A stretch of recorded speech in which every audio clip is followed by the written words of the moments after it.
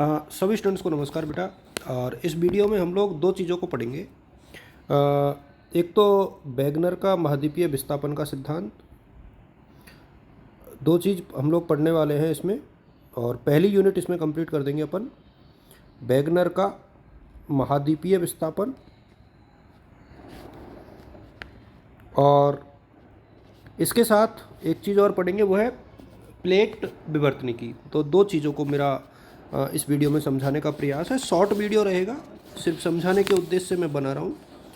तो इसमें है क्या, देखिए किस तरीके से महाद्वीपों का निर्माण हुआ, इसको लेकर के ये सिद्धांत है। और जो जर्मनी के एक भूगोलवेत्ता थे और काफ़ी फेमस जलवायुवेत्ता थे ये, जर्मनी के अल्फ्रेड ए वैगनर। तो नाम आप लोग याद रखेंगे, एक तो ए वैगनर। अच्छा, वैगनर साहब ने बताया क्या, देखो मैं आपको इसमें बहुत, एक तो उन्होंने 1912 में तो इसको दिया था थ्योरी को, और इसके बाद हुआ ये कि इसके ऊपर बहुत ज़्यादा ध्यान लोगों का गया नहीं, और काफ़ी समय के बाद इसको मान्यता मिली, क्योंकि आप सबको पता है कि 1915 से फिर 1920 तक फर्स्ट वर्ल्ड वार की सिचुएशन रही, तो लोगों का ध्यान इस सिद्धांत की तरफ ज़्यादा नहीं गया। महाद्वीपीय विस्थापन सिद्धांत, जिसको कॉन्टिनेंटल ड्रिफ्ट थ्योरी कहा जाता है। तो सिद्धांत का स्वरूप क्या था, देखिए इन्होंने कहा कि देखिए जो दो भाग थे पूरे विश्व के, या पृथ्वी के दो भाग थे। एक तो था पेंजिया। पेंजिया मतलब जो स्थल वाला भूखंड था उसको पेंजिया कहा, यानी स्थल वाला भाग था। और जो पानी वाला भाग था, यानी जहाँ महाद्वीप वगैरह जो अपने महासागर वगैरह थे, यानी महाद्वीप जो थे वो तो पेंजिया थे, और जो महासागर थे वो थे पेंथालासा। तो ये एक याद करने लायक बात है, पेंथालासा। तो एक तो ये दोनों शब्द आपको याद रखने चाहिए, पेंजिया और पेंथालासा। ये जो है स्थल था और ये था जल। तो ये दो भाग थे। और महाद्वीपीय विस्थापन ने कहा कि जो पेंजिया था ना, वो आगे चल कर के क्या हुआ, विभक्त हो गया। मतलब पहले ये सारे एक साथ ही थे, लेकिन धीरे धीरे क्या है, इनमें विभाजन हो गया। और सिद्धांत के पक्ष में उन्होंने क्या प्रमाण दिए, ये बहुत इम्पोर्टेंट है। मतलब उन्होंने कहा था प्रमाण, मतलब प्रूफ क्या दिए, किस तरीके से ये सिद्धांत ऑथेंटिक रहा। तो देखिए उन्होंने जलवायु, एक तो भूगर्भिक जो इसकी बनावट थी ना, उसके आधार पर डिस्कस किया। इसके साथ जलवायु और वनस्पतियों के वितरण के आधार पर क्लाइमेट, और इसके साथ जो फ्लोरा फौना है, वनस्पति है, उनके बेसिस पर जो उनमें विशेषताएं पाई जाती हैं, जो समानताएं हैं, उसके बेसिस पर ये बताया कि किस प्रकार से शुरू में जो है ना सभी स्थल भाग एक साथ ही थे। मतलब सारे महाद्वीप एक ही जगह थे, धीरे धीरे उनमें विस्थापन हुआ। ये बात वो कहते हैं। उन्होंने किस प्रकार से प्रमाणित कहा, उन्होंने कहा कि वर्तमान महाद्वीपों को जोड़कर पेंजिया का स्वरूप जो है दिया जा सकता है। तो एक प्रकार से उन्होंने उस टाइम पर पूरे विश्व को एक ही तरीके से प्रदर्शित किया था, ख़ासतौर पे जो सरफेस एरिया है। जैसे उन्होंने देखो अफ्रीका और इनको बिल्कुल जुड़ा हुआ बताया था। जैसे आप डायग्राम भी यदि आपके बुक में दे रखा है तो आप लोग इसको बना सकते हो, कि उन्होंने कहा कि ये जो अफ्रीका वाला एरिया है वो जुड़ा हुआ है, अफ्रीका और दक्षिण अमेरिका। हालांकि धीरे धीरे फिर ये अलग अलग हो गए। तो इस प्रकार से उन्होंने कहा। तो उन्होंने कहा कि देखिए एक तो जो उन्होंने कहा कि इसीलिए जो दक्षिण अमेरिका और अफ्रीका के जो दोनों एरिया है, इसके पश्चिम और इसके पूरब, उनमें समानताएं पाई जाती हैं। तो उन्होंने ये प्रमाण दिया। फिर उन्होंने कहा देखियो इनके जो पर्वत, देखिए इनके जो वनस्पति है उनमें भी समानता है। इसके अलावा इन्होंने कहा कि देखो दक्षिण अमेरिका और जो तट है ना, उनमें उनकी तटीय समानता है, और इनमें अंतर हमेशा रहेगा।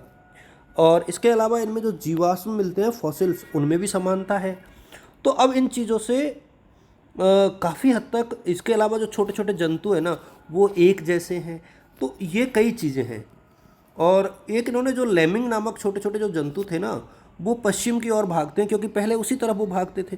लेकिन अब चूंकि बीच में समुद्र आ गया, तो वो जल में डूब जाते हैं। तो इस प्रकार के कुछ एग्जाम्पल्स जो है वो दिए गए और इन एग्जाम्पलों से ये सिद्ध किया गया एक प्रकार से कि किस प्रकार से जो है, अच्छा जो विभाजन हुआ ना, इसके लिए उन्होंने दो प्रकार के बलों का प्रयोग किया। उन्होंने कहा कि देखिए ऐसा हुआ क्यों, मतलब महाद्वीपीय विस्थापन हुआ क्यों या कारण। तो इसके दो कारण उन्होंने गिनाए या दो बलों का प्रयोग किया। फोर्स ऑफ वायोन्सेंसी, यानी एक तो देखो, एक तो था न्यूटन का गुरुत्वाकर्षण बल, मतलब भूमध्य रेखा के प्रवाह की ओर, एक तो गुरुत्वाकर्षण बल था, गुरुत्वाकर्षण बल था पहला रीजन, और दूसरा रीजन था प्लवनशीलता।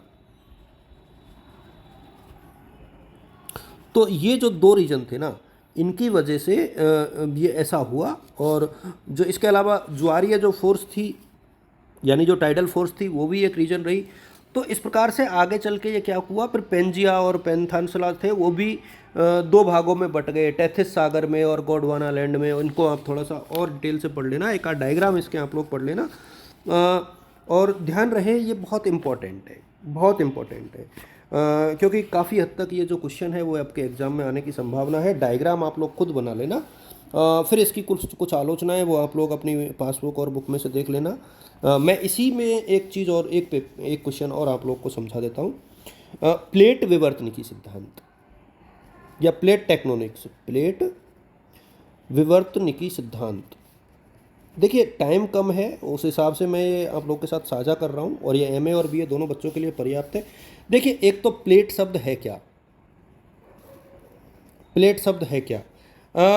देखिए जो स्थलीय भूखंड थे ना, मतलब जो सरफेस लैंड थी, स्थलीय भूखंड थे, उनको नाम दिया गया क्या, प्लेट। ठीक है, और उस दौरान इसके दो तथ्य बताए गए, एक तो महाद्वीपीय प्रभाव जो था उसकी, और एक था सी फ्लोर स्प्रेडिंग, यानी सागर का जो तल था उसमें प्रभाव हो रहा था। मतलब प्लेट टेक्टोनिक्स के दो बेस बनाए गए उस टाइम पर, दो तथ्यों के आधार पर। एक तो महाद्वीपीय प्रवाह संकल्पना, आप इसको नोट करके चलें क्योंकि ये कुछ दोनों ही क्वेश्चन में से एक जरूर आएगा, महाद्वीपीय प्रवाह संकल्पना, और एक रीजन था इसमें सागर तली का प्रसार, यानी सी फ्लोर जो था वो बढ़ रहा था, तो सागर तली का प्रसार। तो इन दो रीजनों से क्या था, ये बढ़ रहा था। अच्छा इस टाइम पर इन्होंने क्या कहा था कि 6 तो प्लेट बड़ी थी और 20 जो थी ना वो लघु प्लेट थी। यूरेशिया, इंडियन प्लेट, अफ्रीकी प्लेट, अमेरिकी plate, Pacific plate, Arctic plate, इनके नाम आप लोग बुक में से भी देख सकते हो। तो वहाँ से आप लोग देख पाओगे कि ये प्लेट क्या एक ही जगह थी।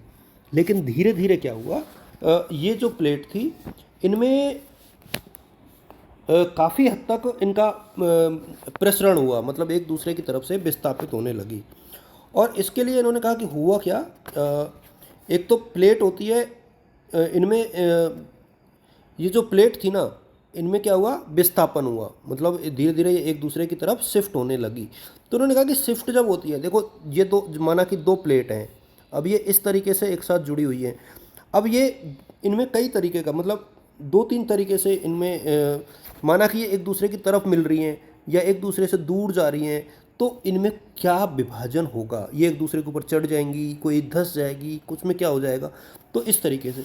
तो इन्होंने कहा कि देखिए जब ऐसा हुआ ना, तो तीन तरीके की चीज, तीन तरीके की हुई। एक तो जो प्लेट थी ना, एक तो विनाशी प्लेट थी, मतलब इसमें क्या था, एक दूसरे के ऊपर ये चढ़ जाती है, विनाशी प्लेट है ना। ये थोड़ा सा आप लोग देख लेना, विनाशी प्लेट। और जो दूसरे नंबर की प्लेट जिसको बोलते हैं संरक्षी प्लेट, प्लेट सीमा, सीमा है इसके बाद में। और एक जो तीसरे नंबर का है वो है रचनात्मक, रचनात्मक। विनाशी प्लेट में क्या है, एक दूसरे के ऊपर चढ़ जाती है, जिससे एक प्रकार से पूरी स्थिति खराब हो जाती है, इसलिए इसकी वजह से ज्वालामुखी, भूकंप जैसी चीज़ें होती हैं। संरक्षी में क्या है, हल्के से खिसक जाते हैं दोनों एक दूसरे की तरफ, और कोई नया जो है ट्रांसफॉर्मेशन नहीं होता। रचनात्मक में क्या होता है, ये प्लेट जो है विपरीत दिशा में, मतलब जो मैंने आपको समझाया था ना, जैसे ये दोनों प्लेट एक साथ थी तो ये एक दूसरे से इधर खिसक गई, तो एक नई जो है अलग ही वो बन गई, तो ये रचनात्मक सीमा हो गई। तो इस प्रकार से ये तीन है, तो ये इसको आप समझ सकते हैं। और ज़्यादा डायग्राम बनाना थोड़ा सा अभी मुश्किल है क्योंकि टाइम कम है। आप यदि बुक आपके पास है तो वहाँ से थोड़ा सा देख लेना। और अगले वीडियो में मैं आप लोगों के साथ जो साझा करने वाला हूँ, यूनिट 5 से मैं कुछ जल्दी आप लोगों के साथ चीज़ें शेयर करूँगा।